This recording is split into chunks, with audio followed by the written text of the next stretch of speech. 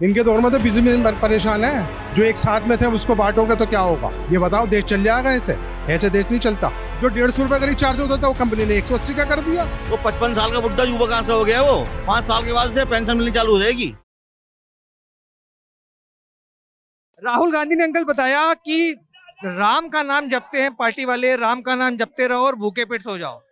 किस तरीके से देखते हैं राम मंदिर के ऊपर तंज कसा जा रहा है भाजपा को लेकर? सही कह रहा राहुल, सही कह रहा है। सही कह रहा है वो। राम के नाम से आपको लगता है विकास नहीं हो सकता? राजनीति थोड़ी ना हो रही है यार, राजनीति थोड़ी ना हो रही है। क्या हो रहा है? राजनीति नहीं है ये तो आपस में बांटने वाली बात है। एक दूसरे को बांट रहे हैं एक तरीके से। राम के नाम से विकास हुआ या नहीं? जो कांग्रेस ने देश चलाया है ना वो कोई चला ही नहीं सकता। कांग्रेस ने जो देश चलाया है ना वो चला ही नहीं सकता। रक्षा वाला भी था ना तो वो भी खुश होके जाता था। रक्षा वाला भी जाता था, खुश होके जाता था घर में, 20 बच्चों को खिलाता था, खाता भी था। और इनके दौर में बिजनेसमैन परेशान है। इनके दौर में तो बिजनेसमैन परेशान है। मुद्दे की बात करनी चाहिए, शिक्षा की बात, जैसे आपने कहा कि बिजनेसमैन की बात, छोटे व्यापारियों की बात। ये ऐसी बयानबाजी की क्या जरूरत पड़ जाती है कि राम का नाम लो और भूखे सो जाओ? तो वोट मिलेंगे, ऐसा कैसे मिल जाएंगे वोट? आप कह रहे हैं राम का नाम बदनाम करके वोट मिलेंगे? सीधी सी बात है, आपस में बांट रहे हैं एक दूसरे को। जो एक साथ में थे उसको बांटोगे तो क्या होगा ये बताओ, देश चल जाएगा ऐसे? ऐसे देश नहीं चलता। देश चलता है संविधान से, एक दूसरे का साथ मिलाने से, एक दूसरे के साथ चलने से, कंधे से कंधा मिलाना, एक दूसरे का साथ देना, एक दूसरे के दुख तकलीफ में साथ देना। ऐसा थोड़ी ना कि एक तरफ कर दिया आपने, आप सोचो कि खाली हम ही हमें और बाकी तो कोई नहीं है हिंदुस्तान एक तरफ तो आप कांग्रेस पार्टी की बड़ा, एक तरफ आप कांग्रेस पार्टी की तारीफ कर रहे हैं। ऐसा करा ही नहीं। राहुल गांधी का ये बयान है। कांग्रेस तो हमेशा सबको साथ लेके चली है। ये बयान राहुल गांधी का है कि राम का नाम लेते जाओ और भूखे सो जाओ।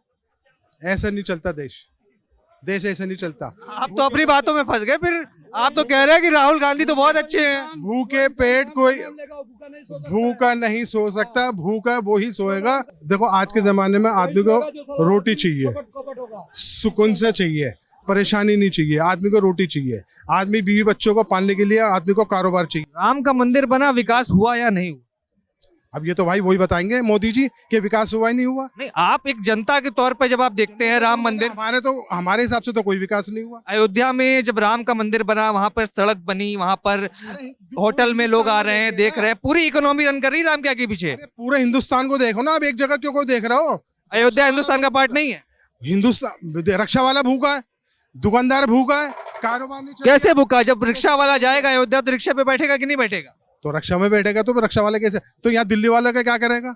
आप ये युद्ध को लेके बैठो और देश और मुल्क नहीं, वो नहीं है राज्य है, वो क्या करेंगे ये बताइए आप? और राज्य वाले कहाँ जाएंगे? यूपी का आदमी कहाँ जाएगा? राम राज्य की बात हो रही थी इसलिए अयोध्या का जिक्र आया इसमें। पर बाकी अगर दिल्ली की भी बात करें, अलग अलग जगह आरोप तो आप लोगों का यही है। मेरा मतलब ये है कि जब मोदी जी ने पूरे हिंदुस्तान की कसम उठाई है कि मैं इनको साथ लेके चलूंगा, इनको परेशान नहीं होने दूंगा, इनका विकास करूंगा, कहाँ है विकास ये बता दो। वो कहते हैं सबका साथ सबका विकास, वो तो अपना विकास कर रहा है, अपना साथ दे रहा है बस, और है क्या इसके अलावा? कुछ भी नहीं है। वो तो कहे मुफ्त राशन बांटा है, कोरोना के समय गरीबों का कल्याण किया, फ्री में वैक्सीन लगाई। जो 10 रुपए की थी चीज वो 20 रुपए की हो गई। वैक्सीन कहाँ लग गई? जो 150 रुपए का रिचार्ज होता था वो कंपनी ने 180 का कर दिया। वैक्सीन का चार्ज वैक्सीन का कंपनी वाले से ले लिया पैसे। जनता को तो फ्री में वैक्सीन लगाई ना। तो जनता में तो लगाई, लेकिन वहां तो वो भी तो बढ़ गया ना। जो 150 रुपए का रिचार्ज होता था कॉलिंग का, 180 का कर दिया कंपनी ने। पहले 1 GB इंटरनेट कितने का चलाते थे?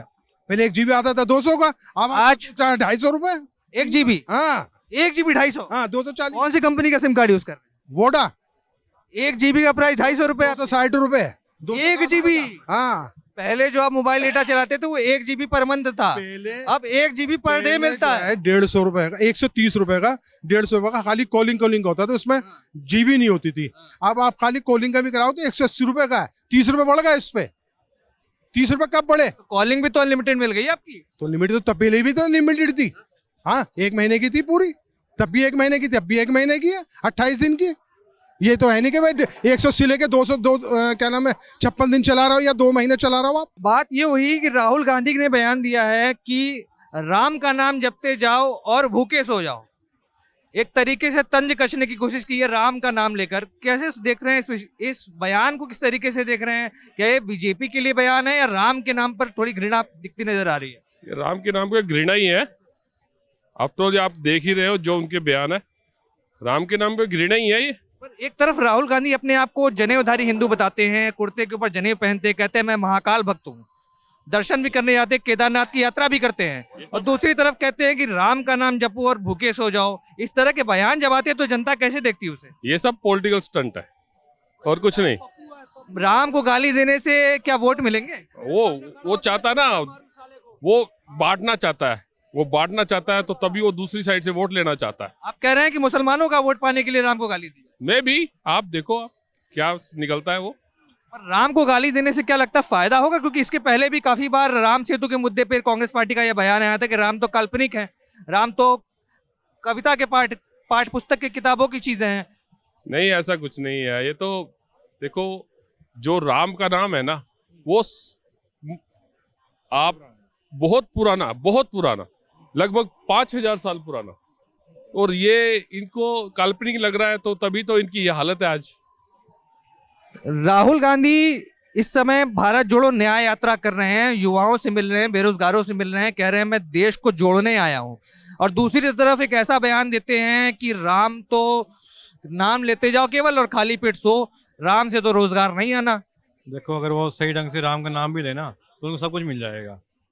उनके मन में राम तो है ही नहीं, वो ऊपर राम है, मन में राम नहीं है उनके। अगर मन में राम हो सब कुछ मिल जाएगा उनको। दर्शन करने भी नहीं गए राम मंदिर, किस तरीके से देखते हैं? देखो, वो कोई बड़ी बात नहीं है कि दर्शन करने नहीं गए, मन में वो विश्वास राम के प्रति, तो जहाँ मर्जी राम मिल जाता है, उसमें कोई बड़ी बात नहीं है। लेकिन सत्ता की भूख है, उसको पाने के लिए वो कुछ भी बोलते रहते हैं, ऐसा कुछ नहीं है उनके मन में। राम मंदिर बनने के पहले यही विपक्षी पार्टियां थी जो पूछती थी मंदिर नहीं बना, मंदिर तो वहीं बनाएंगे पर तारीख नहीं बताएंगे। मंदिर बन गया, बुलाया गया प्राण प्रतिष्ठा के लिए, सारे विपक्षी बड़े पार्टियों को बुलाया गया, बड़े नेताओं को बुलाया गया, सबने आने से मना कर दिया।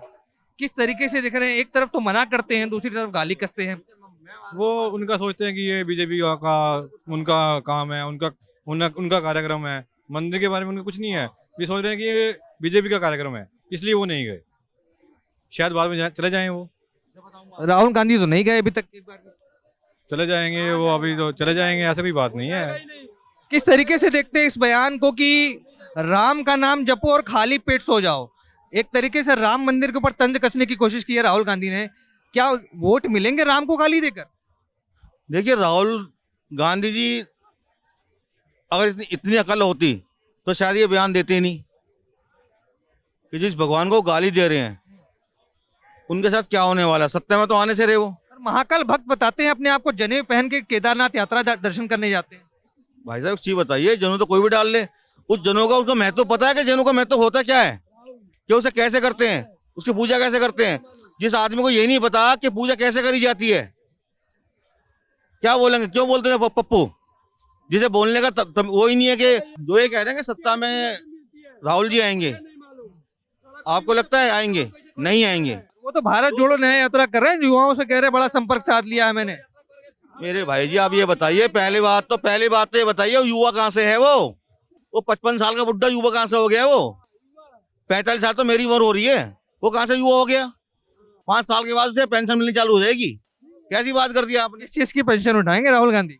अब काम तो, नौकरी तो कोई है नहीं उस पर, अब कोई ना कोई उठाएगा। वो नौकरी नहीं है, राजनीति में वो केवल सांसद के रूप में दिखाई दिए। नौकरी नहीं है जिसके पास, अच्छी बताइए, आप पे नौकरी नहीं है, आप काम कर रहे हैं, आप पढ़े लिखे, आप नौकरी है आप पे? मेरे पास है, मैं BSS में हूँ, बिजली डिपार्टमेंट में, जो यहाँ बिजली यूज हो रही है। नौकरी क्यों नहीं है?